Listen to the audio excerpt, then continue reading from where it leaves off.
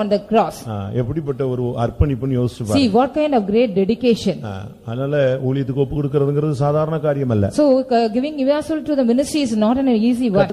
அநேகர் சொல்றாங்க நான் தான் இவங்களெல்லாம் என்கரேஜ் பண்றேன். Many people are saying ஊழியமே அதுதான், வேற என்ன செய்ய முடியும், நான் வேற என்ன செய்ய முடியும், யாரும் வராதேன்னு சொல்லுவேன். Many are saying only I am just encouraging, that is my only ministry. How can I say they no don't come? நான் வான்னு தான் சொல்லுவேன். So I used to call them come. அது என்னுடைய கடமை அது. That is my duty. ஆனா அதே நேரத்துல வராதது அது தேவனுக்கும் உனக்கும் உள்ளதான ஒரு பகுதி. But in the same time if you do ready to come or do not ready to come, there's a matter between you and God. நான் கூப்பிட்டனால யாரும் வர முடியாது, யாரும் நிக்கவும் முடியாது. Because I call you, nobody can come and nobody come and stand here. அழைக்கிறவர் our. Only the Lord God calls. நிலை நிறுத்துகிறவரும் யார்தான்? அவர்தான். He only establishes. ஆனா அதன் ஊழியர்கள் சீயோனின் கல்லுக்காக மண்ணுக்காக நிசிவார்கள், பரிதவிப்பார். But the servants of God, they are also just banning over the great desire of the sand and the stone of the குழந்தை இல்லாதவங்க கிட்ட கேளுங்க, அந்த நிந்த வேதனை உங்களுக்கு தெரியும். Only people those who do not have the children, if you go and approach them, they know the pain and agony. அதுபோல ஊழியத்துக்கு ஒரு சபையில இருந்து ஒருத்தன் வராட்டா அந்த ஊழியக்காரனுடைய வேதனை அவனுக்கு தான் தெரியும். Only the servant of God from a particular church, he knows the agony and the pain if anybody do not come from the particular church for the ministry. பிரியமானவர்களே, நம்முடைய இலக்கு பரலோகம் தான். Beloved, our only target is heaven. நம்முடைய முடிவு இயேசுவின் முகத்தை பார்ப்பதுதான். On the end of us, we have to see the face of Jesus Christ. அதுக்கு ரெண்டு வாய்ப்பு இருக்கு. There are two chances for that. ஒன்று எருசலேமின் வழி, இன்னொன்று சீயோனின் வழி. One is the way through Jerusalem, another way through Zion. அந்த ரெண்டு வழியில ஏதாவது ஒரு வழியில நம்ம போகணும், அதுதான் நம்முடைய வாஞ்சை. கர்த்தருடைய பரிசுத்த நாமத்துக்கு மகிமை உண்டாவதாக. Glory be to the holy name of the Lord. 107 சங்கீதம் Psalms 107 29 30 வசனங்கள் வாசிப்போம். Verses 29 and 30. கர்த்தருடைய பரிசுத்த நாமத்துக்கு மகிமை உண்டாவதாக. Glory be to the holy name of the Lord. கொந்தளிப்பை அமர்த்துகிறார். He maketh a storm a calm. அதன் அலைகள் அடங்குகின்றது. So that the waves thereof are still. தாங்கள் நாடின துறைமுகத்தில் அவர்களை கொண்டு வந்து சேர்க்கிறார். So he brings them unto the desired haven.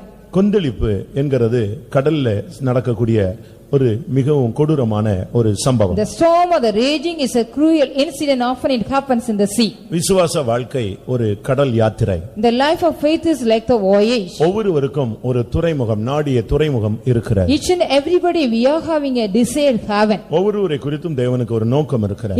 Regarding each and everybody, the Lord God is having a plan. உங்களுடைய துறைமுகம், நாடிய துறைமுகம் வேறாக இருக்கும் பொழுது நீங்கள் இன்னொரு துறைமுகத்துல இறங்க கூடாது. When your desired haven is a particular place, you should not go to the other destination. உன்னுடைய துறைமுகம் சீயோனா இருந்தால் நீ எருசலேமில் போய் நிக்க கூடாது. If your desired haven is Zion, you shouldn't go to Jerusalem. உன்னுடைய துறைமுகம் எருசலேமா இருந்தால் நீ புதிய வானத்துக்கோ புதிய பூமிக்கோ போய் நிற்க கூடாது. Suppose if your desired haven is being Jerusalem, you shouldn't go to the new heaven or new earth. நீங்க பாருங்க, பல நாடுகள்ல இருந்து flight அந்த பல நாடுகள்ல இறங்குகிறது. You see here from various countries the flights are being flown and come down to the next countries. ஆனா எத்தனையோ மணி நேரம் நிக்கும், அதுல இருந்து பயணிகளை இறங்க அனுமதிக்க மாட்டாங்க. So many hours it will be just standing there, but the people will not allow them to the passengers to get out. அந்த இடத்துல இறங்குறவங்கள மட்டும் தான் அலோவ் பண்ணுவாங்க. The people those who want to get down from the particular place will be get out. அவங்களுக்கு அடுத்த இடம்னா அந்த இடத்துல கொண்டு போய் தான் அவங்களை இறக்குவாங்க. If the places for the next place mean, they will be going to the next place and get out. உன்னுடைய துறைமுகம் எது? What is your desired haven? உன்னுடைய அந்த துறைமுகம், உன்னுடைய ஃபோர்ட் எது? Where is your fort? நீ போய் சேர வேண்டிய இடம் எது? Where is the place you have to go and attend? தேவன் உனக்கு நியமித்த இலக்கு எது? What is the appointed place or the goal the Lord has appointed you? இந்த இலக்கை அடையிறதுக்கு முன்பாக இந்த கொந்தளிப்புகள் நம்மை சந்திக்கிறது. Before we reach into the desired goal or the desired place, there are rages are allowed. பிசினஸ்ல ஒரு டார்கெட் வச்சு தான் நம்ம போறோம். We are having a target in the business we are going on. ஒவ்வொரு மாசத்துக்கும் நம்ம ஒரு கணக்கு வச்சு தான் போயிட்டே இருக்கோம். But each and every month we are keeping an account and passing. ஆனால் இவைகளை நாம் அடைய முடிகிறதா? But can we go and reach all this? இவைகளை நாம் அந்த இலக்கை தாண்டி விட்டோம் இல்லாவிட்டால் எட்டி விட்டோம் என்று நம்மால் சொல்ல முடிகிறதா? Can we we can go and reach that goal? ஆனால் இவைகளுக்கு மத்தியில ஒரு கொந்தளிப்பு அடிக்கடி உண்டாகிறதை நாம் பார்க்கலாம். But we can also see in the midst of that often there is a raging. கடல் யாத்திரையில கொந்தளிப்பு சகஜமானது. In the voyage there is also the raging is common. எத்தனையோ பேர் நாடிய துறைமுகத்தை அடையாமல் கப்பல்கள் கவிழ்ந்து அவர்கள் உயிர் மீட்கப்படாமலே மரித்து அவர்கள் அப்படியே தண்ணீரிலேயே அழிந்து போயிருக்கிறார். Many people after because of the raging they cannot even come out. The ship will be overturned, they will be dying on the way. எவ்வளவோ பேர் படகுல கப்பல்கள அவர்கள் ஆக்சிடென்ட் ஆகி மரிக்கிறதை நாம் கேட்கிறோம். We can also hear that many people after being in the boat or the ships are overturned or the capsized, they are dying. எங்கேயோ எத்தனையோ அடி ஆழத்துல அவங்க அப்படியே அவனில்லாம போயிடுறாங்க. In such a level of great depth they are going without anything. அதுல எந்த மீட்புமே இல்லாமல் போயிடுறாங்க. They don't have any redemption in that. இன்னைக்கு பாருங்க எவ்வளவோ வசதிகள் கூடி விட்டது. Even today see all the facilities are more and more. ஆனாலும் கூட சில நேரங்கள்ல பாருங்க மரித்து கப்பல்ல எத்தனையோ பேரை மீட்க முடியாம அவங்க அழிஞ்சு போயிடுறாங்க. Even today they cannot even be redeemed from that. In the ship they are destroyed. ஏனென்றால் கொந்தளிப்பு வந்துருச்சுன்னு சொன்னா கண்ட்ரோல் பண்றது ரொம்ப கஷ்டம். Because after getting the storm or the raging it is very difficult to control. ஏனென்றால் ஒரு புருஷனால அந்த கொந்தளிப்பை கண்ட்ரோல் பண்ண முடியாது. Because a husband cannot control the storm. புருஷன் மனைவினால கொந்தளிப்பை கண்ட்ரோல் பண்ண முடியாது. So the wife cannot control the storm. இல்ல அந்த கப்பலுடைய கேப்டனோ மாலுமியோ யாருமே அந்த கொந்தளிப்பை கண்ட்ரோல் பண்ண முடியாது. No, none of them, the captain or the mariner, anybody can control the storm or the raging. கப்பல்ல உள்ள ப்ராப்ளத்தை அவன் சால்வ் பண்ணுவானே தவிர கடல்ல இருக்கிற கொந்தளிப்பை அவனுக்கு சால்வ் பண்ண முடியாது. Only the problem of the ship they will be solving, they cannot just solve the problem of the sea. கடல்ல உள்ள கொந்தளிப்பை அமர்த்தணும்னா அதுக்கு ஒரே ஒரு ஆள் தான் வல்லமை உள்ளவர். Only one person is very powerful to make calm the storm. அதை நிறுத்தக்கூடிய ஒரே ஒரு வல்லமை உள்ள தேவன்னா ஆண்டவராகிய இயேசு கிறிஸ்து. Only Lord Jesus Christ is the only powerful God to stop that. ஒரு மனுஷன் வந்து தண்ணில விழுந்துட்டானா. One man fall into water. நான் தப்பா சொல்றேன்னு யாரும் விளங்கிர கூடாது. Please don't understand or wrongly what I say wrongly. யாரையாவது புண்படுத்துறேன்னு எடுத்துற கூடாது. Please don't understand that I தண்ணில விழுந்து கத்துனானா, ஐயோ கடவுளே என்னை காப்பாத்துன்னு சொன்னா. So he fell into the water and he was shouting, "Oh Lord, you please save me." எல்லா கடவுளும் கண்ணுல தான் தென்பட்டுச்சு, ஒண்ணும் காப்பாத்தலையா. So all the gods he could see but none helped him. கடைசில பிள்ளையார் வந்து தென்பட்டாரா. Finally the pillar came. அவன் சொன்னானே என்னை காப்பாத்திரேன். He said, "I please save me." நான் எப்படிடா உன்னை காப்பாத்துவேன், என்னை வந்து கடல்ல கரச்சிட்டீங்களாடா. So how can you save you that you have just dissolved me? எல்லாரையும் ஊர்ல வச்சிட்டு என்னைய மட்டும் தூக்கி கொண்டு வந்து ஒண்ணு இல்லாம கடல்ல தூக்கி போட்டு போயிட்டீங்க. இப்போ கொந்தளிக்குதுன்னா நான் எப்படி அமர்த்துவேன்னு சொன்னா. After keeping everybody in the city, only you have just dissolved me in the sea. How can I just save you now? யாருக்கும் அமர்த்த முடியாது. Nobody can make கடலை கொந்தளிப்பை அமர்த்துகிறவர் ஒரே ஒரு நபர்தான். பழைய ஏற்பாட்டிலும் சரி புதிய ஏற்பாட்டிலும் சரி உலகத்திலும் சரி எந்த சீற்றத்திலும் அதை அமர்த்தக்கூடிய ஒரே ஒரு வல்லமை உள்ளவர் ஆண்டவராகிய இயேசு கிறிஸ்து. Even in the Old Testament or in the New Testament, only one person, Lord Jesus Christ, only can be able to just make the storm calm. அதை விசுவாசிகள் கரங்களை வைத்து அல்லேலூயா சொல்லுங்க. Those who believe say and hallelujah. வாழ்க்கையிலும் சரி உன்னுடைய ஊழியத்திலும் சரி உன்னுடைய நடைமுறை செயல்களிலும் சரி எந்த கொந்தளிப்பு வந்தாலும் அதை அமர்த்தக்கூடிய ஒரு தேவன் இருக்கிறார். அவரை நம்பி நீ இந்த பாதையிலே கடந்து வரலாம். Whatever may be that in your life, in your spiritual life or worldly life, in anything of you, if you get a storm, only Lord Jesus Christ can make it calm, so you can believe him and come here. உங்களில் எத்தனை பேர் இந்த விசுவாச வாழ்க்கையிலே கொந்தளிப்பை சந்தித்துக் கொண்டே வருகிறீர்கள்? How many of you in the life of faith you are meeting this? சில கடல்கள் பாருங்க எப்பொழுதுமே கொந்தளிச்சுக்கிட்டே இருக்கிறத நீங்க பார்க்கலாம். You can see some seas are often it is raging. சில கடல் பாருங்க ரொம்ப அமைதியா இருக்கு. Some seas are very calm. அப்படி பாத்திருக்கீங்களா? Have you ever seen that? அப்படிப்பட்ட கடல்கள் இன்னைக்கும் பூமியில இருக்கு, பல இடங்கள்ல இருக்கு. Even today we can also see such kind of seas here. சில sea வந்து ரொம்ப அமைதியா காமா இருக்கும், ஒண்ணுமே இருக்காது, அலை கூட சாதாரணமா தான் இருக்கும். Some seas are very calm, even the waves are very still. ஆனா சில கடல் பாருங்க எப்பொழுதுமே 24 hours கொந்தளிச்சிட்டே இருக்கும். But some other seas are always 24 hours going on raging and raging. இது எதை காண்பிக்கிறது? What does it show?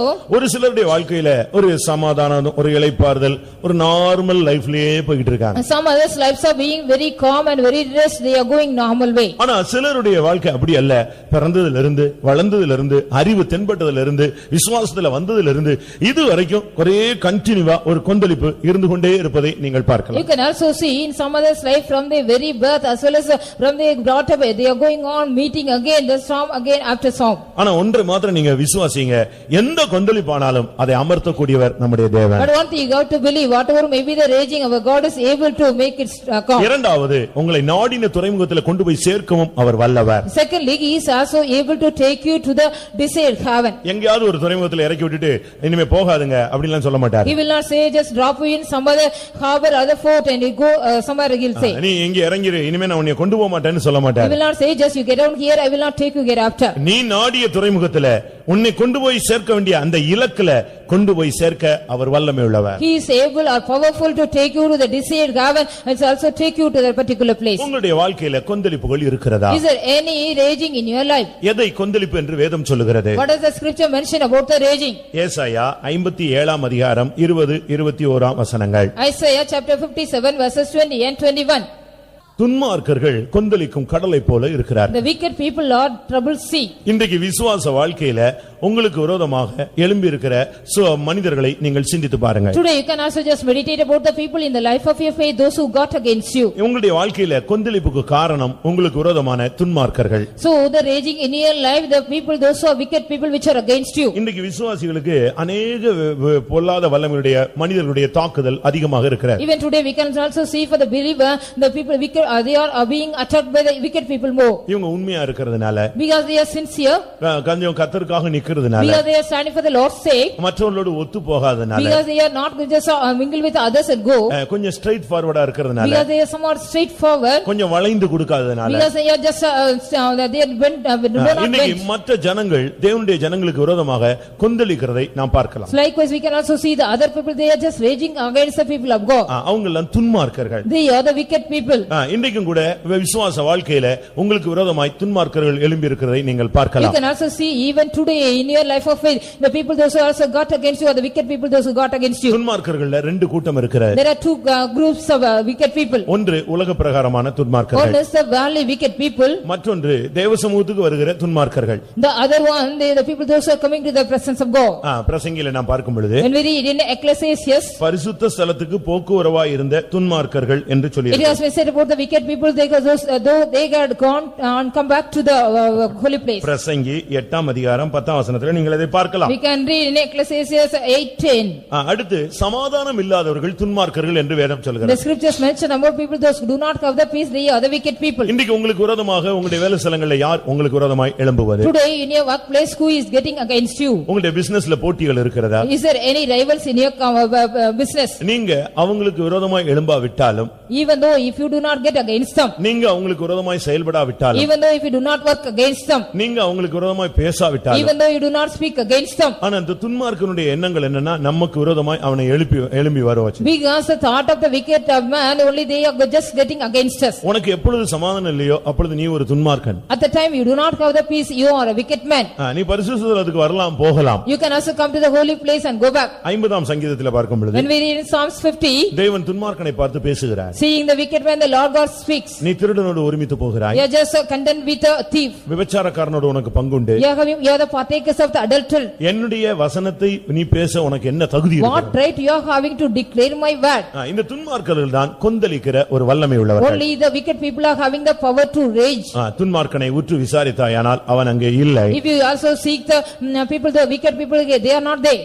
துன்மார்க்க வல்லமைகள் ஒரு கொந்தளிக்கிற ஒரு சக்தி. The power of the wicked are like the raging powers. உங்களுக்கு விரோதமாக இந்த துன்மார்க்க சக்திகளை நீங்கள் உணர்கிறீர்களா? Do you all feel the wicked powers against you? தேவனுடைய ஜனங்களுக்கு விரோதமாக இப்படிப்பட்ட துன்மார்க்க கொந்தளிப்புகளை நீங்கள் பார்க்கலாம். You can also see the wicked powers which are against the people of God. அது காரணம் இல்லாமல் நமக்கு விரோதமாய் எழும்புகிறது. Without any cause or reason they are getting against us. சம்பந்தம் இல்லாமல் எழும்பி வருவான். Without any relation they will get against us. பிசாசு கூட யோபுக்கு விரோதமாய் புறப்பட்டு வந்தான். Even the devil also came against Job. காரணத்தை நீங்க படிச்சு பாத்தீங்கன்னா ஒண்ணுமே இல்ல என்றார். If you read about the reason or cause, means there is no reason at all. ஆண்டவரே சொல்றார், முகாந்தரம் இல்லாமல் அவனை சோதித்தாய். So even the Lord says, without any cause he tested him. துன்மார்க்க வல்லமைகள் சம்பந்தமே இல்லாம நமக்கு முன்னால எழுத்து நிப்பான். The powers of the wicked also, without any cause they will be resisting against us. உங்களுடைய பிசினஸ்லயோ, உங்களுடைய பக்கத்து வீடுகளிலயோ, சபைக்குள்ளேயோ, குடும்பத்திலயோ யாரையாவது ஒரு ஆளை துன்மார்க்கனா மாத்தி நமக்கு விரோதமாய் கொந்தளிக்க வைப்பான். So in your business or the neighbors or even in the congregation, he will make some other as a wicked man and make you to stand against. இது ஒரு கொந்தளிப்பு. It is a raging.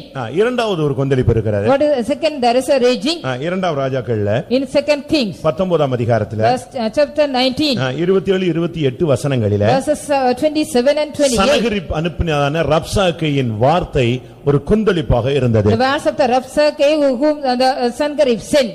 சனகரிப்பு என்கிற அசிரிய ராஜா ரப்சாக்கே என்கிற ஒரு தன்னுடைய தளபதியை அனுப்பினான். And the king called Sangarib, he sent his captain Rabshakeh. சனகரிப்புனா சேனைகளை ஜெயிப்பவன் அர்த்தம். Sangarib means one who get victory over the coast. அந்த ரப்சாக்கே வந்து அவனுடைய கொந்தளிப்பு என்னன்னா தேவனை நிந்தித்தது, தேவனுடைய ஜனங்களை தாறுமாறாய் பேசினது. The Rabshakeh he also spoken a reproach and blaspheming God and the God's people. அவன் பேசின வார்த்தையை நம்ம பிரசங்கத்துல சொல்ல முடியாது. Whatever the words he has spoken we cannot say in the message. அந்த அளவு அவன் தேவனை தரக்குறைவா பேசினான், தேவனுடைய ஜனங்களை தரக்குறைவா பேசினான். In that level only he was also speaking disgracefully the people of God as well as God. மற்ற மனுஷருடைய வார்த்தை கூட ஒரு கொந்தளிப்பாக தான் சொல்லப்பட்டது. Even the words of the other people are set here as a raging. உங்களை சும்மா இருக்கிறவங்கள அப்படியே கண்ணீர் விட வச்சிரும். The people those who you are being quiet they will make you to shed tears. சமாதானமான வாழ்க்கையை அப்படியே கவிழ்த்து விட்டுரும். They will just overturn the life of peace. சில மனுஷருடைய வார்த்தைகள் எல்லாம் நம்மளால பேர் பண்ணவே முடியாது. We cannot even bear the words of some peoples. ஒரு விசுவாசி போய் தன்னுடைய காம்பவுண்ட்ல ஒரு பெண்ணோட சண்டை போட்டுருக்காங்க. A believer she went and just fought with another girl in the compound of her. அந்த பிள்ளையை அவங்களால ஜெயிக்க முடியல. She couldn't overtake that girl. டக்குன்னு என்ன பண்ணிட்டாங்க? Suddenly what she said? வார்த்தை ஆயுதத்தை எடுத்துட்டாங்க. And she has taken the weapon, the word. உன்னை பத்தி தெரியாதான்னு கேட்டான். Don't I know about me, about you? அந்த வார்த்தை வந்து அந்த பிள்ளையை வந்து ரொம்ப காயப்படுத்தி. That word just wounded that girl. உன்னை பத்தி தெரியாதா, ஊர்ல எல்லாருக்கும் தெரியாதான்னு என்னவோ சொல்லிட்டாங்க.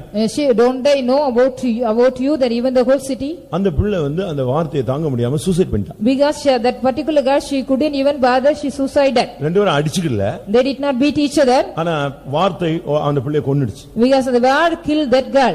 அது ஒரு கொந்தளிப்பு, மனுஷன் நல்லா இருக்கிறவனை கெடுத்துரும். That is a raging, whatever the man who is good he will destroy. உங்க மேல மத்தவங்க இப்படிப்பட்ட வார்த்தைகள் பேசி இருக்காங்களா? Whether other people have whether talked any time against you. கொந்தளிப்பு வார்த்தையில உள்ள கொந்தளிப்புகள். That is a raging from the words. அவன் பயங்கரமா பேசினான். He talked எந்த தேவன் என்னுடைய கையிலிருந்து உங்களை தப்புவிக்க முடியும் பார்க்கலாம்னா? Which God can deliver you out of my hand, let me see. எந்த தேவன் வரிசையா பேரை சொல்லிட்டு வரான். அந்த தேவன் அந்த தேசத்தை காப்பாத்திச்சா, இந்த தேவன் இந்த தேசத்தை காப்பாத்திச்சா, எல்லா தேவனையும் நான் கண்ட்ரோல் பண்ணிட்டு தான் வர்றேன்னு சொன்னான். So we are just telling the name by name the God whether this God delivered this land or not. அப்போ அங்க உள்ள அந்த இஸ்ரவேலுடைய தளபதிகள் சொன்னாங்க கொஞ்சம் டீசன்ட்டா பேசுங்க அப்படினாங்க. So the captain from the Israel come, they said please speak decently. அதுக்கு இன்னும் ஓஸ்டா பேசினா, கெட்ட வார்த்தை பேசினா. So father he has spoken more was like bad words. அவங்க அப்படியே நொந்து போய் திரும்பி போனாங்க. They were also just somehow they worried and came. பிரியமானவர்களே, இப்படிப்பட்ட கொந்தளிப்பு உங்களுக்கு விரோதமா இருக்கிறதா? Beloved, is there any raging against you? நீங்க செய்யாததை செஞ்சேன்னு சொல்லுவாங்க. Whatever you have not done they will say you have done. நீங்க பார்க்காததை பார்த்ததா சொல்லுவாங்க. As you have not seen they will say you have seen. இல்லாத அபாண்டத்தை நீங்க உங்க மேல தூக்கி போட்டுருவாங்க. They will also just blame you whatever you have not done. உங்களால தாங்கவே முடியாது. Even you cannot tolerate that. செஞ்சிருந்தா ஏத்துக்கலாம். If we have done means we can accept it. இல்ல ஒரு 50% இருந்தாலும் ஆமா பரவாயில்லைன்னு சொல்லலாம். Or if it is 50% we can say it's all right, okay. ஆனா சம்பந்தமே இல்லாம உங்க மேல அசிங்கமா, அவதூறவா, தாறுமாறா, கேவலமா எல்லாம் சொல்லுவாங்க. So without any relation they will be also speaking against you disgracefully or shamefully. அப்படிப்பட்ட வார்த்தைகள் வழியில பாதைகள் எத்தனை பேர் போயிருப்பீங்க? So many of you have also gone through such kind of the path of the words. அப்படிப்பட்ட சூழ்நிலைகள் எல்லாம் ஒரு கொந்தளிப்பை காண்பிக்கிறது. Such kind of situation shows about the raging. ஒரு சிலர்லாம் அந்த வார்த்தையை தாங்க முடியாம அப்படியே ஒண்ணுமில்லாம உருகி போயிடுறாங்க. And some people after hearing the words they will become nothing, they are just so lean. அப்படிப்பட்ட வார்த்தைகளை நீங்கள் கேட்டிருக்கிறீர்களா? Have you ever heard about such words? ஆனால் கர்த்தர் என்ன செய்றார் தெரியுமா? But what the Lord does you know? இந்த கொந்தளிப்பை அமர்த்துகிறார். Even he is also making calm this storm. துன்மார்க்கன் கொந்தளிக்கும் பொழுது அவனை இல்லாமலாக்கி அந்த கொந்தளிப்பை அமர்த்துகிறார். When the wicked also raging, the Lord God make him nothing or destroy him. இங்க என்ன நடந்தது? What happened here? கர்த்தர் சொன்னாரு, நான் அவன் கொந்தளிக்கிறதெல்லாம் நான் கேட்டேன்னு சொல்றார். Here the Lord says, I listen all his raging against me. இரண்டாம் ராஜாக்கள் 2 King 19 அதிகாரம் chapter 19 27 28 வசனம். verse 27 and 28. பாருங்க ஆண்டவர்ட்ட எவ்வளவு டென்ஷன்ல பேசுறார் பாருங்க. See again what tension the Lord God is speaking. அவன் கொந்தளிச்சிட்டு முடிச்ச உடனே கர்த்தர் சொன்னார், உன்னுடைய கொந்தளிப்பெல்லாம் நான் கேட்டேன்னு சொல்றார். So after he has prayed, the Lord said, I heard all your raging. உனக்கு விரோதமா மத்தவங்க பேசுற பேச்ச கர்த்தர் கேட்டிருக்கிறார். The Lord also heard all the people those who talking against you. ஆரோனும் மிரியாமும் கூடாரத்துல உட்கார்ந்து மோசேயை குறித்து தாறுமாறாய் பேசினார்கள். Aaron and Miriam they were seated in the tent and talk about Moses. ஆனா மோசே அந்த இடத்துல கிடையவே கிடையாது. But Moses was not present in that place. மோசேக்கு அந்த மேட்டரே தெரியாது. Moses did not know the matter at all. வேதம் சொல்லுகிறது கர்த்தர் அதை கேட்டார். But the scripture mentioned the Lord God heard that. உடனே மோசே சொன்னார், நீ தேவசமூகத்துக்கு வான்னார். Immediately the Lord called Moses to the presence of God. ஆரோனையும் மிரியாமும் சொன்னார், நீங்களும் தேவசமூகத்துக்கு வாங்க. And to Aaron and Miriam the Lord said, you come to the presence of God. கர்த்தர் சொன்னார், நீ எப்படி முறுமுறுக்கலாம்? How can you murmur? எப்படி நீ பேசலாம்? How can you speak? இப்படி பேசிட்டு இருக்கும்போதே குஷ்டரோகம் வந்துருச்சு. So while the Lord was talking, they got the leprosy.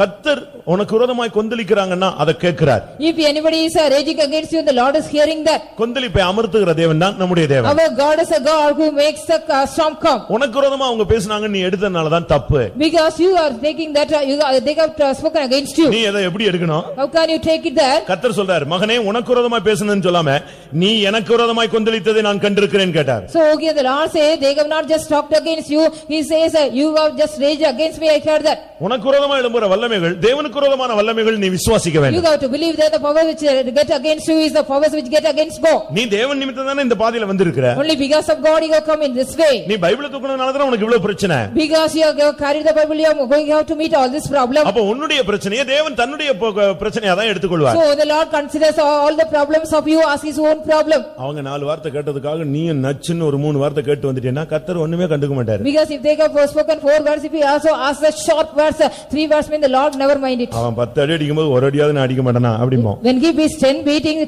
can't beat only one time. நீ ஒரு அடி அடிச்சிட்டேன்னா முடிஞ்சு போச்சு. அக்கவுண்ட்ஸ் க்ளோஸ் ஆயிடுச்சு. So the chapter is closed. ஆண்டவர் வந்து அவன் கொந்தளிச்சதுங்க கேப்பாரு, நீ பதிலுக்கு கொந்தளிச்சதுங்க கேப்பாரு, அமைதியா போயிடுவாரு. So the Lord God will answer whatever he has raged and whatever he also replied with that. எசேக்கியா என்ன பண்ணான் தெரியுமா? Ezekiel, what did he do? No. நேரா தேவ சமூகத்துக்கு போனான். Straightly he went into the presence of God. அப்ப அவன் டைம்ல ஏசாயா தீர்க்கதரிசி இருந்த காலம். So in the period Isaiah prophet was found. அந்த ராஜா வந்து ஒரு letter அனுப்பியிருந்தான். The king sent a letter. அந்த லெட்டரை கொண்டு போய் தேவ சமூகத்துல வச்சு விரிச்சிட்டான். So he also kept in the presence of God. He opened the letter there. விரிச்சி ஜெபிச்சிட்டு போய்ட்டான். He just opened there and prayed and went. உடனே நேரா ஏசாயாட்ட போனான். Immediately he went into Isaiah. இவன் வந்து யுத்தத்துக்கு ஆயத்தமாகல. Because he was not ready for the battle. நேரா போய் ஏசாயா தீர்க்கதரிசியை கூப்பிட்டு ரெண்டு பேரும் உட்கார்ந்து ஜெபம் பண்ணாங்க. So he straightly called Isaiah the prophet. They took வானத்தை நோக்கி ரெண்டு பேரும் பிரார்த்தித்து அபயமிட்டார்கள். They also cried and looked into the heaven and prayed. கர்த்தர் ஒரு தூதனை அனுப்பினார். The Lord God sent an angel. ஒரே நைட்ல லட்சக்கணக்கான பராக்கிரமசாலிகள் செத்து போயிட்டாங்க. Within a night lakhs of mighty valor people were died. நான் எதுக்கு இத சொல்றேன்னா, Why do I say all this? நீ கொந்தளிக்க கூடாது, அவன் கொந்தளிக்கலாம். They can rage, but you shouldn't rage against them. அவன் தார்மாரா பேசலாம், ஆனா நீ ஒரு வார்த்தை கூட யூஸ் பண்ண கூடாது. They can speak perversely, but you shouldn't speak even at least a word. நீ அந்த இடத்துல ஒரு ஊமையை போல இருக்கணும். In that place you should act like a mute man. நீ அப்படி இருந்தால் அந்த கொந்தளிப்ப கர்த்தர் தனக்கு விரோதமா எழும்பின கொந்தளிப்பா நினைத்து அவனுக்கு விரோதமா எழும்புவார். If you also be quiet in that place, the Lord God will consider that whatever the raging against you will be against him, will raise against. இரண்டாம் நாளாகமம் Second Chronicle 32ஆம் அதிகாரம் chapter 32 21ஆம் வசனத்துல verse 21. கர்த்தர் என்ன செஞ்சார், அந்த கொந்தளிப்பு அமர்த்துகிறதுக்கு என்ன வேலை செஞ்சார்னு What the பாருங்க. Lord has done here, you see here. எப்படி திரும்பி போயிருக்கான் பாருங்க How சனகரிப்பு. he has went back, you see, yes, and அவ்வளவு நேரம் கொந்தளிச்சு நான் அப்படி செஞ்சிருவேன் இப்படி செஞ்சிருவேன், எந்த தேவன் எனக்கு விரோதமாய் நிக்க முடியும் அப்படின்னு சொன்னவன் இப்ப எப்படி திரும்பி போனானா, செத்த முகமாய். கர்த்தர் அந்த கொந்தளிப்பை அமர்த்தினாரு, செத்த முகமாய் திரும்பி போனான். He was a man, he was a king, he was just asking who is the Lord ready to deliver you out of my hand. He was just answering and this and that quote, and now he went back with a shame face. அவன் அப்படி பேசிட்டான் நீ ஒரு 15 வருஷம் பேசாத, விட்டுரு. So கர்த்தர் அந்த கொந்தளிப்பை அமர்த்துவார். The Lord God will make the storm calm. You no need to go on speak for 15 years. He has spoken against me likewise. நான் நன்மைதான் செஞ்சேன், அவன் துன்மார்க்கனா மாறி அவனை கிளம்பிட்டான், விட்டுரு. கர்த்தர் அதையும் அமர்த்துவார். I have only done the good thing, I benefit for him. Even he became a wicked and speaking away, leave that. The Lord God will make the storm calm. நமக்கு அவங்க கொந்தளிக்கும் போது டென்ஷன் ஜாஸ்தியா வருது, நம்ம இன்னத்தையாவது பதிலுக்கு செஞ்சிருவோமா அப்படின்னு ஆவி வரும். We will be getting the spirit against them. When they speak, we will be tensed. We have got to do something. அப்பதான் அடக்கம் பண்ண பழைய மனுஷன் எழும்பி வருவான். So then only the old man which was worried will be arising and coming. கல்லறை கான்கிரீட்லாம் ஒட்டச்சிட்டு வெளியே வருவாங்க. He will be just breaking the concrete of the cemetery and come out. நானும் அப்படிலாம் கண்டுபிடிச்சிருக்கேன், எனக்குள்ளே அப்படி பார்த்திருக்கேன். Likewise I have also seen in me. ஜென்ம சுவாவம்ங்கிறது அது எப்படிலாம் வேலை செய்யும் நான் நல்லா ஸ்டடி பண்ணிருக்கேன். I have also studied the natural man or the sensual how it will work. ஆனா இவ்வளவு டென்ஷனா ஜனங்கள் கொந்தளிக்கும்போது கர்த்தர் பாத்தீங்கன்னா சிரிச்சிட்டு இருக்காராம். So when the people were also they are raging in such a level, the Lord God is laughing at them. சங்கீதம் 2ஆம் சங்கீதத்துல பார்க்கும் பொழுது When we read in Psalms 2, மூன்றாவது கொந்தளிப்பு ஜாதிகள் கொந்தளித்தார். and the third raging is the heathen rage. ஜாதிகள் கொந்தளித்து ஜனங்கள் விருதா காரியத்தை சிந்திப்பானேன். 4ஆம் வசனத்துல பரலோகத்தில் இருக்கிறவர் அதை பார்த்து நகைப்பார். Why do the heathen rage and the people imagine a vain thing? The heaven, the Lord one who seated in the heaven will laugh. சில விசுவாசிகள் இல்லாட்ட சில பிள்ளைங்க சிலர் ஒரு சில பிரச்சனையில சிக்கிட்டு ரொம்ப துக்கப்படுவாங்க. அத ரொம்ப ஈஸியா எடுக்கிறவங்க பக்கத்துல நின்னு சிரிப்பாங்க. நீ சிரிக்க வச்சேற நான் அழுதுகிட்டு இருக்கிறேன் அப்படிம்பாங்க. பாத்துக்கீங்களா? Some believer or somebody they'll be going and entering in some problem, they'll be just laughing, the others they'll be standing beside and they'll be laughing, but they say, how do you laugh? அவங்களுக்கு நம்மள பார்த்து அவங்க பரியாசம் பண்றாங்க மாதிரி தெரியும். As if when they see they are ridiculing us. மூன்றாவது கொந்தளிப்பு ஜாதிகளுடைய கொந்தளிப்பு. The third raging is raging of the heathen. அந்த கொந்தளிப்பை பார்த்து அதையும் கர்த்தர் அப்படியே ஒண்ணு இல்லாம அமர்த்திட்டார். Even seeing that raging, the Lord God made it nothing. அபிஷேகம் பெற்றவங்களுக்கு விரோதமாக தான் இந்த ஜாதிகள் கொந்தளிப்பாங்க. Only the heathen will rage against the anointed people. ஜாதிகள்னு சொல்லும்போது நான் அந்த உலகத்து ஜாதிகளை சொல்ல விரும்பல. I don't want to speak about all the castes of the world. மதிகெட்ட மனுஷர்கள், மதிகெட்ட ஜாதின்னு ஒரு வசனம் இருக்கு. There is also a word of God with the foolish people or foolish nation. உபாகமம் 32:21ல பார்க்கும் பொழுது மதிகெட்ட ஜாதி. Deuteronomy 32:21 it has been said about the foolish. புத்தியில்லாத ஜனங்கள் நமக்கு விரோதமாக எழும்பி கொந்தளிப்பார். The foolish people also will get against them, they will rage against us. 9ஆம் சங்கீதம் 17ஆம் வசனத்துல in Psalms 9:17 அங்க தேவனை மறக்கிற ஒரு ஜாதி அது நரகத்துல போகும், அவங்களும் கொந்தளிக்கிறார். Here the people those who also they hate God, they will go to heaven, they are the raging. இந்த ஜாதிகளுடைய வேலையே தேவனுடைய ஜனத்துக்கு விரோதமாய் அபிஷேகம் பெற்றவர்களுக்கு விரோதமாய் கொந்தளிப்பார். Only the work or the duty of the heathen they used to rage against God as well as the children of God. அபிஷேகம் பெற்ற ஜனங்களுக்கு விரோதமா as well as God இல்ல, தேவனுடைய அபிஷேகம் பெற்ற ஜனங்களுக்கு விரோதமாக தான் இந்த ஜாதிகள் கொந்தளிக்கிறது. The heathen will be raging against the anointed people of God. இந்த ஜாதிகள் கொந்தளிக்கிற அந்த ஆவிகள் யார் அபிஷேகம் பெற்றானோ அவனுக்கு விரோதமாக தான் இந்த கொந்தளிக்கும். The spirit from the heathen, they whoever is anointed against them, they will be raging. அதனால தான் என்னுடைய ராஜாவை நான் சீயோனில் அபிஷேகம் பண்ணி வைத்தேன்னு சொல்லி. So then it has been said, I have anointed my king in Zion. நீங்க மற்றவங்க உங்களுக்கு விரோதமா எழும்பும்போது பயப்படாதீங்க. So when other people get against you, no need to get afraid. ஒன்னு தெரியுமா? Do you know one thing? தேவன் அறியாம ஒருத்தனும் என்ன செய்ய மாட்டான், எழும்பவே மாட்டான். No man will arise without the knowledge of God. உன் தலையில இருக்கிற முடி கூட என்ன செய்யாது, தேவன் அறியாம கீழே விழாது. Whatever the hairs which are found on your head will not fall without the knowledge of God. நான் விசுவாசத்துக்குள்ள வந்தபோது என்னுடைய முடி எல்லாம் கொட்ட ஆரம்பிச்சு. When I came to the faith, all my hairs started falling. அப்ப நான் ஆண்டவர்ட்ட கேட்டேன். Then I asked the Lord. முடி கொட்டதுன்னா அப்படியே வழுக்க மாதிரி வரும். So it is like bald headed it will be. நான் யோசிச்சேன். Yes, I thought it. ஒரு நாள் வசனத்தை வச்சு ஆண்டவரே தலையில உள்ள முடியெல்லாம் என்ன போட்டுருக்காரு? So with the word of God I asked the Lord, all the hairs of the head are numbered. நான் டைரியில எழுதினேன். I have written in the diary. அப்ப நீங்க இத கழிச்சிட்டீங்களா? So have you just இவ்வளவு முடிய கழிச்சு டோட்டல் பண்ணிட்டீங்களா? Have you just minus all this hairs and total it? எங்க அண்ணன் சொன்னாரு வெங்காயத்தை தடவனா முளைச்சிரும்டான்னு சொன்னாரு. வெங்காயத்தை onion. So if my elder said if you apply onion it will come again, it will grow. அவர் எனக்கு அதை வச்சு பயங்கரமா தேய்ச்சி விட்டார். And he just applied that. நான் சொன்ன ஆண்டவரே முளைக்கவே கூடாது சொன்னேன். Then I said, Lord, you should not grow.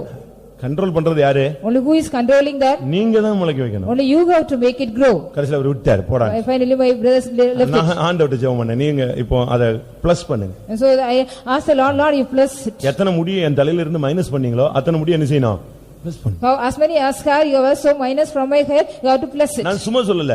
I don't want to say that simply. கர்த்தர் அப்படியே அத கூட்ட ஆரம்பிச்சிட்டாரு. So likewise the Lord God added everything. நான் எதுக்கு சொல்றேன்னா உங்கள இப்படி யாருக்காவது பாதிப்பு இருக்கும், நீங்க போட்டு என்னெல்லமோ ஹேர் ஆயில் தேய்ச்சி பாருங்க மொத்தம் போயிட்டு கடைசில வந்துருவீங்க கழுகை போல முழு மொட்டையா வந்துருவீங்க. And so likewise somebody of you having the same problem you will be applying this and that, finally you will become bald headed like நீங்க ஆண்டவரை பிடிங்க, அவரை கூட்ட சொல்லுங்க, கணக்குல முடி என்ன செய்ய சொல்லுங்க, கூட்டுங்க. உங்க தலையில் உள்ள முயரெல்லாம் என்ன பண்றது? தேவன் அறியாமல் அதில் ஒன்று கூட என்ன செய்யாது, நீ சீப் போட்டு இழுத்தா கூட வராது. None of the hair will fall down without the knowledge of God, even though if you go more and more.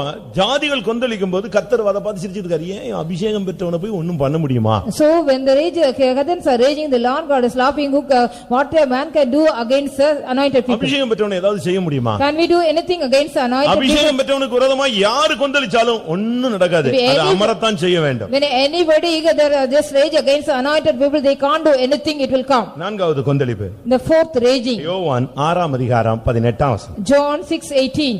பெருங்காற்று அடித்தபடினாலே கடல் கொந்தளித்தது. Because of the great wind the sea was tempestuous. பயங்கரமான ஒரு கொந்தளிப்பு. It was a great tempestuous. ஒரு பெரிய காற்று. It was a great wind. கடல்ல பிரச்சனைகளுக்கு காரணமே காற்று தான். Only the reason of the problem for the problem of the sea is wind. வாழ்க்கையிலும் பிரச்சனைகளுக்கு காரணம் காற்று தான். Even the life also the reason is the wind. நான் மூணு காற்று உங்க முன்னால வைக்கிறேன். I want to place you before three winds. இந்த காற்று ஏதாவது காற்று அடிக்குதான்னு பாருங்களேன். Just you see, is any one of the wind is going to blow? மீனவர்களோடு இருந்தா நல்ல அழகா சொல்லுவான். If you be with a fisherman, they will beautifully say about that. கரெக்ட்டா சொல்லுவான். இப்ப காத்து திரும்பும் பாருமா. Finally, correctly they will say that wind will be turned. கரெக்ட்டா அந்த காத்து டைரக்ஷன் திரும்பும். So directly, straightly the wind will change the direction. நான் ஒரு நாள் அந்த வெயில்ல தாங்க முடியாம ஃபெய்த்தை விட்டு வெளிய வந்து உட்கார்ந்திருந்தேன். One day we couldn't bear all the heat. I came out of the faith and sat. மரத்தடியில உட்கார்ந்திருக்கிறேன். ஆனா பயங்கர அனல் காற்று. But I was sitting under the shade of the tree, but I feel the hot air. வேற வழியே கிடையாது. But there is no other way escape. அவ்வளவு பயங்கர அனல். Such a kind of the fiery wind was blowing. அப்போ ஒரு விசுவாசி வந்து சொன்னான், பாஸ்டர் கொஞ்ச நேரம் இரு. அவங்க அப்படிதான் பேசுவாங்க, பாஸ்டர் கொஞ்ச நேரம் இரு, இப்ப காத்து திரும்பிரும் பாரு அப்படினா. So one of the believer came and told, just be here for a little while, the wind will turn. நான் சொன்னேன், என்ன காத்து திரும்பின உடனே இந்த காத்துல என்ன வந்துற போகுதுன்னு சொன்னேன். So if the wind turn means what will come with it? ஆறு இப்ப காத்து திரும்பும் சில்லுன்னு மாறிடும்னு சொல்லிட்டான். So he said the wind is going to take the direction, another direction, it will become chill. சடனா நின்னுச்சு, டைரக்ஷன் திரும்பிடுச்சு, கடல் காத்து அழகா ஏசி மாதிரி வர ஆரம்பிச்சு. Suddenly that particular hot wind stopped, another the AC wind like a wind came. எதுக்கு சொல்றேன்னா கடல்ல திடீர்னு இந்த காற்று மாறும், அப்பதான் நமக்கும் கொந்தளிப்பு உண்டாயிருது. So suddenly there is also the wind change in the sea, then also we also get the raging. நல்லா போயிட்டு இருக்கிற ஸ்மூத் லைஃப் சடனா அப்படியே கொந்தளிக்குதே. என்ன காற்று அடிக்குதுங்க? The smooth life which is passing very well, suddenly it is raging. What happened there? யாக்கோபு 1:6ல சந்தேகம் என்னும் காற்று. It has been said in James 1:6, the wind of the doubt. புருஷனுக்கு மனைவி மேல, மனைவிக்கு புருஷன் மேல, பெற்றோருக்கு பிள்ளைகள் மேல சந்தேகம் வந்துருச்சு, அவ்வளவுதான், வாழ்க்கை முடிஞ்சு போச்சு. இனி கப்பல் துண்டு துண்டு துண்டு துண்டா பிச்சிருவான், இவனே பிச்சிருவான். அது பிக்காட்டாலும் இவனே பிச்சிருவான். If the husband gets doubts against wife and the wife gets doubt against husband and the children against the parents and the parents against the children, mean therefore the ship will break into pieces. நீங்களே பிரிச்சிடுவீங்க. You will be separated. சந்தேகம் அது ஒரு பெரிய பிசாசுனுடைய ஆயுதம். The doubt is a great weapon of the devil. அது வரவே கூடாது. You shouldn't get it at all. அது வந்துச்சுனா இவன் அரை மணி நேரம் கூட வேலை செய்ய மாட்டான், ஓடி வந்துருவான் வீட்டுக்கு. So if he gets me, he will not even work for half an hour, he will run home. அது வந்துருச்சுனா இவங்க அரை மணி நேரம் இருக்க மாட்டாங்க, உடனே ஃபோன் பண்ணிடுவாங்க, நீ எங்க இருக்கன்னு சொல்லிடுவாங்க. If they get me, they will not keep quiet for half an hour, where are you? They will be ringing. அந்த சந்தேகம் பெற்றோருக்கு வந்துச்சுனா டியூஷன் வாசல்ல வந்து உட்கார்ந்திருப்பான். If the parents getting that doubt, when they will be standing in the door of the tuition center. வேற வழி இல்லல. There is no other way, no. அவன் போயிருக்கானா இல்லையான்னு தெரியாது. Whether he has gone to the tuition or not. உங்களுக்கு பாருங்க, சந்தேக ஆவி வந்துருச்சான்னு பாருங்க. Just check whether you are getting the spirit of doubt. சந்தேகம் வந்துருச்சு, வாழ்க்கையில சந்தோஷம் மொத்தமா போய்டும். So if you get the spirit of doubt, totally you will lose your peace. ஒரு சிலர் எல்லாம் ஃபோன் பண்ணி கேக்குறாங்க, ஃபைத்தம்ல இருக்காங்களா இல்லையான்னு. So some people are ringing and asking whether they are in the faith or not. ஏன்னா பையங்க வந்து எங்க போறேன்னு சொல்லுவான், ஃபைத்தம் போறேன்னு சொல்லுவான். அப்படியே ஒரு சுத்து இந்த பொல்லாதாவி சுத்தின மாதிரி ஒரு சுத்தி சுத்தி திருப்பி ஃபைத்தம் வந்துட்டு அப்படி போயிட்டே இருப்பான். The boys will be telling they are going to the faith home and they will be as if they will be going around and come here. ஒரு சிலர் எல்லாம் அப்படிதான் செய்றாங்க. Some others are doing likewise. ஒரு சிலர் சர்வீஸ்க்கே வர்றது இல்ல, போகும்போது என்ன வசனம்னு கேட்டுக்குவான். Some people they will not come to the service at all, when they go they will ask what என்ன வீட்ல போய் சொல்லணும், வசனம் என்னன்னா டக்குன்னு சொல்லணும் இல்லையா, அதுக்காக இவங்க போகும்போது என்ன வசனம்னு கேட்டுக்குவான். And they will be asking what is the word of God, because when they go home they got to check. சந்தேக ஆவிக்கு தயவு செய்து இடம் கொடுக்காதீங்க. Please don't give room for the spirit of doubt. அவள் புருஷனுடைய இருதயம் அவளை நம்பும். The heart of the husband believe her. அதுதான் குணசாலியான ஸ்திரீயினுடைய அடையாளம். That is the token of the virtuous woman. அதே வசனத்தை அப்படி திருப்பிக்கலாம். Just you can also turn the same verse. அவனுடைய மனைவியினுடைய இருதயம் அவனை நம்பும். Her heart will believe him. சந்தேகத்துக்கு இடம் கொடுத்துறாதீங்க. Don't give room for the doubt. இரண்டாவது ஏசாயா 41:29ல in Isaiah 41:29 next, விக்கிரகம் ஒரு காற்று. The idol or the molten image is a wind. நீங்க உலகத்துல நீங்க கிராமத்துல சொல்லுவாங்க, ஏதோ காத்து பட்டுச்சு போல இருக்கு அப்படிமா. In the villages people will say there is a wind. ஏதோ காத்தோ கருப்போ பிடிச்சிருக்கான், ஏதோ காத்து அசுத்த காற்றுமா. அது என்னது? பிசாசு தான், விக்கிரகம் தான் அந்த ஒரு காற்று. Some evil wind or something else caught, they will say that is a idol. இந்த காற்று வரும் பொழுது, இந்த பொல்லாத ஆவி வரும் பொழுது உங்களுடைய குடும்பம் கொந்தளிக்க ஆரம்பிக்கும். When the wind or the evil spirit comes, means your family will be started raging. அந்த கொந்தளிப்பு வந்துருச்சுன்னு சொன்னா திருப்பி ஆண்டவரா பார்த்து அமர்த்தினாதான் இந்த கொந்தளிப்பு நிக்கும், இல்லன்னா எந்த பாஸ்டராலும் இந்த கொந்தளிப்பை அமர்த்த முடியாது. Only then if you get the raging, the Lord has to look after you, have mercy on you and stop it. No, even the servant of God, they cannot stop it. எல்லா பாஸ்டர்ஸா சேர்ந்து ஒரு போட்ல போனாங்க. All the pastors joined together and went in a boat. எல்லாம் பெரிய பெரிய pastors. All a great eminent pastors. கடல் கொந்தளித்தது. The sea was raging. யாரும் அமர்த்ததுக்கு சக்தி இல்லாம எல்லாம் தண்டு தான் வலிச்சாங்கன்னு பைபிள்ல சொல்லி. The Bible has been said here, they did not got the power to stop their அப்ப கொந்தளிப்பு அமர்த்த பாஸ்டருக்கு பவர் இல்ல. யார் தான் பவர்? சீஃப் பாஸ்டர் ஒருத்தர் இருக்கிறார், அவர்தான். To make the storm calm, nobody has the power, only there is a chief pastor, he is having the power to stop it. எபேசியர் 4:14 பார்க்கும். எல்லாரும் பரலோகம் தான் போறோம். All are going to heaven. எல்லார் கையிலயும் பைபிள் தான் All இருக்கு. are having the Bible. எல்லாரும் ஊழியம் தான் செய்றாங்க. All are doing the ministry. எல்லாரும் நல்ல கிஃப்ட்லாம் இருக்கு. All are having very gift. அதுல ஒண்ணும் தப்பு இல்ல. It is nothing wrong. பிரியமானவர்களே, இது ஒரு காற்று. இந்த கொந்தளிப்பில் நீ சிக்கிட்டேனா உன்னை எங்கேயோ கொண்டு போய் தள்ளிட்டு போயிடும். Beloved, it is also a wind. If you are ensnared in the wind, it will take you to some other places. துன்மார்க்கன் ஒரு கொந்தளிக்கிற கடல். The wicked man is a raging sea. பொல்லாத மனுஷனுடைய வார்த்தை ஒரு கொந்தளிப்பு. The word of the wicked man is a raging. விருதா காரியத்தை சிந்திக்கிறவர்கள், நமக்கு விரோதமா அபிஷேகம் பெற்றவர்களுக்கு விரோதமா எழும்புகிற ஜாதிகள் ஒரு கொந்தளிப்பு. The people those who are also thinking the vain thing, those who are getting against the anointed people, they are the raging. புதிய ஏற்பாட்டிலே ஒரு பெரிய காற்று, விக்கிரகமும் சந்தேகமும் தந்திரமான போதகமும் ஒரு காற்று, அது ஒரு கொந்தளிப்பு. In the New Testament, the great wind as well as the cunning doctrine, the doubt, these are all the raging. யோனா 1:4 பார்க்கும் பொழுது, Jonah 1:4 when we read, அங்கே கர்த்தரே வரவிட்டார் ஒரு கொந்தளிப்பு. here the Lord God permitted tempest. யோனா 1:4. Jonah 1:4. கர்த்தர் சமுத்திரத்திலே ஒரு பெருங்காற்றை வரவிட்டார், அப்பொழுது சமுத்திரம் கொந்தளிக்க ஆரம்பித்தது. When the Lord God permitted a great wind, then the sea was tempestuous. சில காரியங்களை கர்த்தர் permit பண்றாராம். In some matter the Lord God permits. அப்படினா என்ன அர்த்தம்? What's the meaning? சில கொந்தளிப்புகளுக்கு நாம் தான் காரணம். Only we are the reason for some raging. நம்ம சொல்லுவோம் அவ சரியில்லை, அவன் சரியில்லை, இவன் சரியில்லைன்னு. ஒண்ணும் கிடையாது. நீதான் ஒன்னை கிளியர் பண்ணு, கொந்தளிப்பு அமர்த்திடுவார். We will be just blaming others. He or she is not correct. If you make yourself correct, so God will make it நீ கர்த்தருடைய சமூகத்தை விட்டு எப்பொழுதெல்லாம் விலகுகிறாயோ அப்பொழுது நீதான் கொந்தளிப்புக்கு காரணமாய் மாறிவிடுகிறாய். Whenever you also go astray from the presence of God, you are the reason for your raging. அங்க வேற யாரையும் நீ சொல்லவே முடியாது. You cannot blame anybody here. கிளைமேட்டை குற்றம் சொல்ல முடியாது. You cannot complain the climate. கடவுளை குற்றம் சொல்ல முடியாது. You cannot complain God. மற்றவங்களை குற்றம் சொல்ல முடியாது. You cannot just blame others. நம்ம விட யாராவது தப்பு பண்ணிருப்பாங்களோன்னு யோசிக்க முடியாது. You cannot just think it over more than me, somebody else did the mistake. யார் நிமித்தம் இந்த கொந்தளிப்பு? Because of whom it was a raging. யோனாவின் நிமித்தம் கொந்தளிப்பு. Because of Jonah it was tempestuous. யோனான்னா என்ன அர்த்தம்? What is Jonah? சொல்லுங்க. Can you say? அவங்க அம்மா அப்பா யோனான்னு பேர் வச்சாங்க. எப்படி? Their parents named after him Jonah. How? புறா. It was dove. அவன் ஒரு புறா, அப்படிதான் அவங்க அம்மா அப்பா பேர் வச்சாங்க. He was a dove, likewise only their parent named him. இப்ப புறா கர்த்தருடைய சமூகத்தை விட்டு விலகுது. Now the dove is going away from the presence of God. அபிஷேகம் பெற்றவன் தேவனுடைய சித்தத்துக்கு மாறாக நீ செயல்பட்டால் பெரிய கொந்தளிப்பை நீயே கொண்டு வருகிறாய். The anointed man, if you also just work against the will of God, you yourself bring a great tempest. 1:11 YONO 1:11 பார்க்கும் பொழுது, when we read in Jonah 1:11, 1:12 பார்க்கும் பொழுது, when we read in 1:12, இன்னும் அதிகமாய் கொந்தளித்தது. it was the sea was more and great tempestuous. 1:13 பார்க்கும் பொழுது, when we read in 1:13, இன்னும் வெகு மும்முரமாய் கொந்தளித்தது. it was also great and heavy tempestuous. நீ தேவ சமூகத்துக்கு திரும்பி வர்ற வரைக்கும் இந்த கொந்தளிப்பு அடங்காது. So this tempestuous will not be calm till you come back to the presence of God. நீ நல்லா புரிஞ்சுக்கணும். சில கொந்தளிப்பு கண்ட்ரோலே ஆகாததுக்கு காரணம் ஒன்னை நீ கரெக்ட் பண்ற வரைக்கும் கர்த்தர் இந்த கொந்தளிப்பை விட்டுட்டே இருப்பார். You have to understand well that the Lord God is permitting you this raging till you come back to the right life. ஒன்னை நீ கரெக்ட் பண்ற வரைக்கும் இது வந்துட்டே இருக்கும். Till you correct yourself, it will be going and following you. நான் கூட ஒரு இடத்துல, even in myself in a place, இந்த நகை கலத்துறதுக்கு இவ்வளவு கம்பல்ஷன் பண்றாங்களேன்னு கூட யோசிச்சேன். yes, I also thought like why they are compelling to remove the jewels likewise. அது ரொம்ப ஒரு சிபிஎம்ல ஒரு டாக்டரின்ஸ். அது it is a doctrine in CPM. ஆனா பைபிள்ல பார்த்தா அது ஃபண்டமெண்டல் டாக்டரின். But if you see in the Bible, it is a fundamental doctrine. அடிப்படை உபதேசமே அதுதான். Only it is a fundamental doctrine. அது ஜனங்களுக்கு புரியல, எனக்கும் புரியல. Even the people as well as I cannot understand. அவங்கள போட்டு கம்பல் பண்றோமோ, அவங்க மனப்பூர்வம் இல்லாம கலத்திட்டு இருக்காங்களே. So why we are compelling them without any willing, they are removing that. ஒரு இடத்துல இங்க தான் சிவகாசியில தான் ஒரு கல்யாணத்துக்கு நான் அனௌன்ஸ் கொடுத்தேன். In Sivagasi I gave the announcement for a marriage. அந்த கல்யாணம் வேற ஒரு இடத்துல நடந்துச்சு. That marriage was held in some other place. வேற ஒரு புரோகிராம் இருந்தாலும் நான் கூட போகல. Because there was another program, I did not go to the wedding.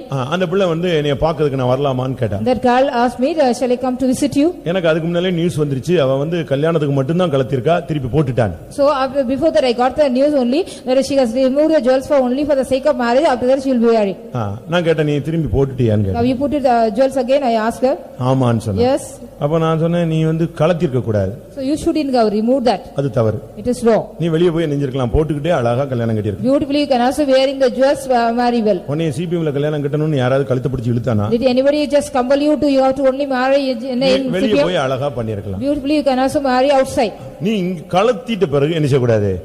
ஒன்னு நீ கலட்டவே கூடாது. One thing you shouldn't remove at all. கலட்டின பிறகு நீ என்ன செய்ய கூடாது, திரும்ப போடக்கூடாது. Once you have removed me, you shouldn't put it. இந்த பாருங்க, மீசை எடுப்பாங்க, ஒரு 4 நாள் கழிச்சு பெருசா மீசை வச்சுக்குவாங்க. நான் யாரையும் குறை சொல்லணும்னு நினைச்சுக்காதீங்க.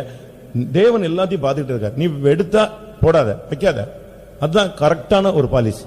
நீ ஒன்னு பாவியாயிரு, இல்லாவிட்டால் பரிசுத்தவனாயிரு. So I don't want to blame anybody. They will be taking the mustard after 4 days back. They will be keeping. Then the Lord God is watching. Or either be a sinner or a saint. நான் சொன்னேன், என்னை பார்க்க நீ வர வேண்டாம். I said no need to come to me. நான் என்ன பார்க்கவே இல்லை. She didn't come. நீ என்னை பார்க்க வரதா இருந்தா நீ சத்தியத்துக்கு கீழ்ப்படிஞ்சவனா வா, இல்லனா வர.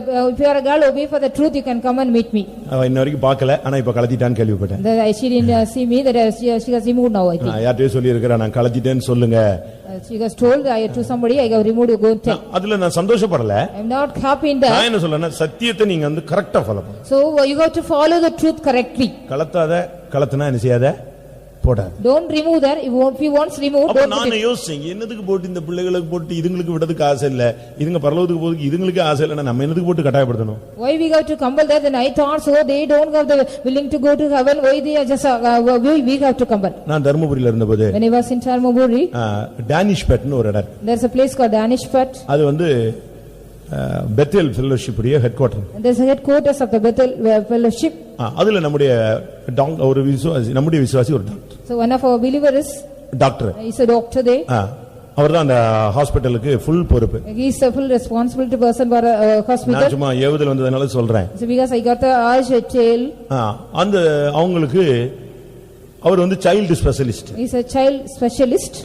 8 வருஷமா அவங்களுக்கு குழந்தை இல்ல. They don't have children for 8 long years. 8 வருஷமா அவங்களுக்கு குழந்தை கிடையாது. They don't have children for 8 years. கடைசில அவங்களுக்கு ஒரு குழந்தையை கர்த்தர் கொடுத்தார். Finally the Lord gave a child to them. அந்த சிஸ்டர் சாதாரண சிஸ்டர் கிடையாது. The sister is not an ordinary one. காலையில அவர் டியூட்டிக்கு போய்ட்டா இது நேரா ஹாஸ்பிடலுக்கு ஓடி வந்துரும். If she go for the, if he goes for the duty in the morning, she will come to straight here. இருக்கிற எல்லா பெட்ல போய் சுவிசேஷம் சொல்லு. She will go to the all the beds and give the gospel. டாக்டரோட வைஃப்ன உடனே எல்லாரும் ரொம்ப மதிப்பு கொடுப்பாங்க. Because she is a wife of the doctor, they all will respect her. இருக்கிற நர்ஸ் எல்லாம் கூட்டி போய் லட்சத்தயத்துல உட்கார வச்சு ஞான அபிஷேகத்தை பெற வச்சிரும். So all the nurses she will take and she will go and give நல்ல ஒரு spiritual growth அது. She got a very good growth in the spiritual life. இப்போ இவங்களுக்கு டெலிவரியில ஒரு பெரிய குழப்பம் ஆயிடுச்சு. Now she was also very complicated delivery for that time. கடைசில அந்த பிள்ளை பிறந்து செத்து போச்சு. Finally that child born and died. இந்த சிஸ்டரும் சீரியஸ் ஆயிடுச்சு. This sister also became so serious. ஏன்டா சொன்னாங்க, சரி எனக்கு பக்கத்துல இருந்தனால நானும் போய் பார்க்க போறேன். I was told and I also was nearby. I went and met. அவங்க சிக்கா இருந்தாங்க. She was sick. அந்த டாக்டர் அது வரைக்கும் அவங்களுக்கு மதிப்பு கொடுத்திருந்த அந்த டாக்டர்ஸ் அந்த நர்ஸ் ஒருத்தருமே அது பிறகு என்ன செய்யல, இவங்கள மதிக்கவே இல்லை. So far all the doctors and all the nurses they respected, they did not even respect. சுத்தமா மதிக்கல. Totally they did not respect. Child specialist 8 வருஷம் கழிச்சு குழந்தை பிறந்திருக்கு, மருந்து எடுக்க மாட்டேன் அப்படி இப்படின்னு சொல்லி கடைசில பிள்ளை நெஞ்சிருச்சு, செத்து போச்சு. இவெல்லாம் என்னையா டாக்டர் அப்படி. Being a child specialist, after 8 years back they are getting the child, they did not take medicine, the child is died. அந்த சிஸ்டர் அன்கான்ஷியஸா இருக்கும்போது யாரோ குளுக்கோஸ் ஏத்திருக்காங்க, முழிச்ச உடனே அப்படி பார்த்தோன்னே டப்புன்னு உருவிடுச்சு. When the sister was unconscious, somebody just gave the trip, she took it out. கடைசில அந்த சிஸ்டருக்கு பாடியில குழப்பம் உண்டாயிடுச்சு. Finally she got a problem in the physical body. Serious ஆயிட்டாங்க. She became so serious. இப்போ என்ன பண்ணிட்டாங்க, அவர் வந்து அந்த சிஸ்டர் உடனே ஆம்புலன்ஸ்ல வச்சு ஸ்ட்ரைட்டா ஃபெய்தம்ல சேலம் சென்டர், அப்ப சென்டர் இல்ல லோக்கல் ஃபெய்தம்ல, அந்த சேலம் ஃபெய்தம்ல கொண்டு வந்து போட்டாங்க. The doctor straightly also kept her in the ambulance and Salem ஃபெய்தம்ல கொண்டு வந்து போட்டாங்க. Salem Faithom they brought. இங்க ஜெபிச்சிட்டே இருக்காங்க. They were praying.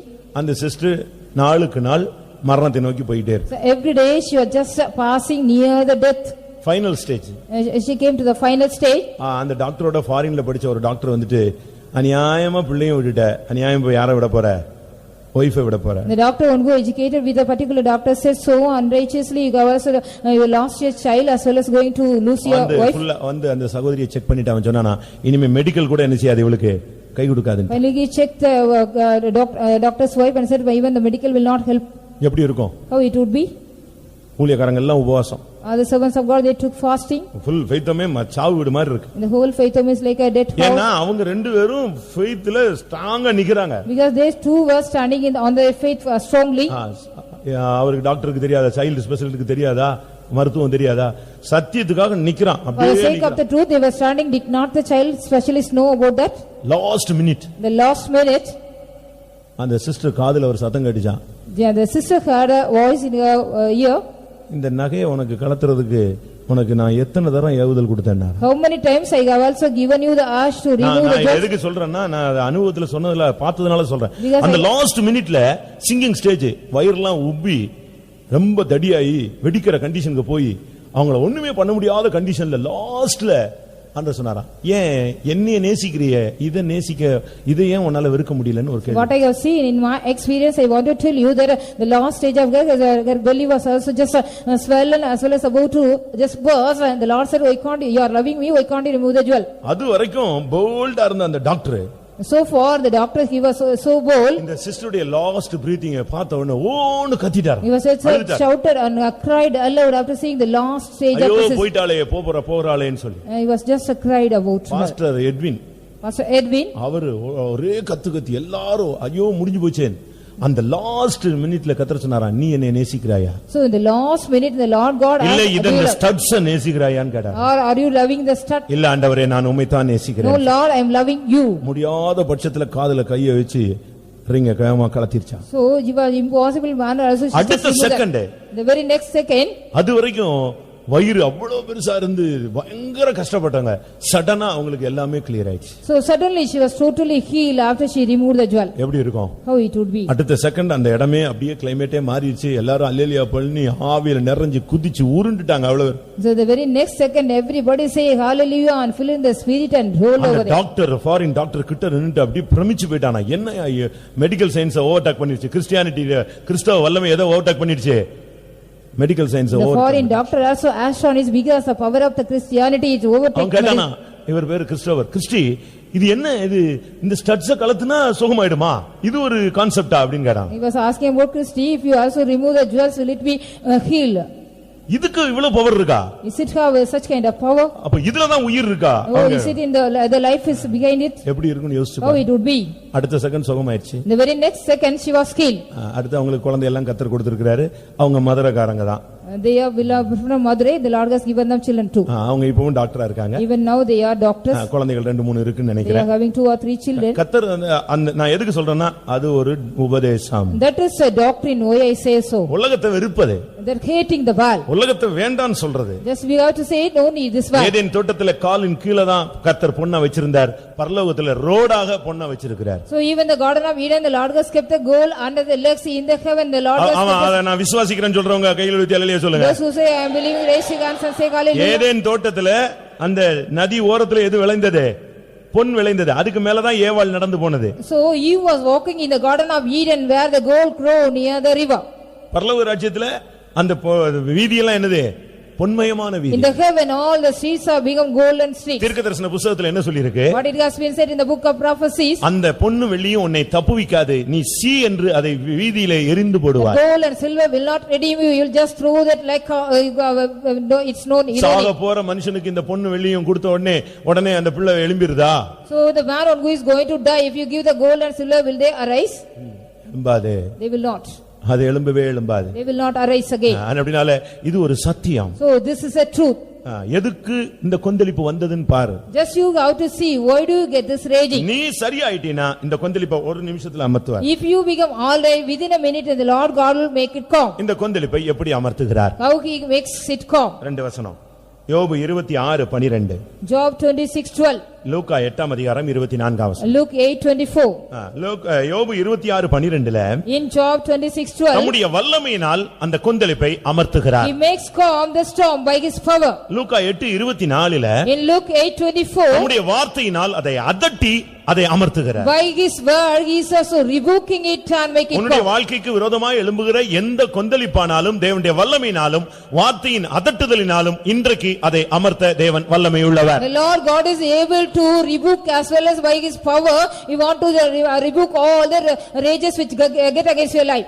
யோனாவை பாருங்க, அவனை தூக்கி கடல்ல தூக்கி போட்டாங்க. Jonah see here he was put in the sea. எப்போ அவன் தன்னை உணர்ந்தானோ அந்த நிமிஷமே அந்த கொந்தளிப்பு கிளியர் ஆயிடுச்சு. on the time he realized himself the raging was stopped. கர்த்தர் அவனை வெளியே நாடின துறைமுகத்துக்கு கொண்டு போனார். the Lord God took him to the desired haven. இன்றைக்கு எத்தனை பேர் வாழ்க்கையில கொந்தளிப்பை சந்தித்து இந்த காலை வேளையில ஆராதனைக்கு வந்திருக்கிறீர்கள்? today after being met all the raging in your life, how many of you come to the meeting? அப்படிப்பட்டவர்கள் எல்லாரும் கண்களை மூடி மூடி முழங்கால் படியிடுவோம். Let us all close our eyes and kneel down. இன்றைக்கு நீ இந்த கூட்டம் முடியறதுக்குள்ள கர்த்தர் தம்முடைய வல்லமையினால் உன்னுடைய வாழ்க்கை ஊழியத்தில் இருக்கிற கொந்தளிப்பை அமர்த்துவார்.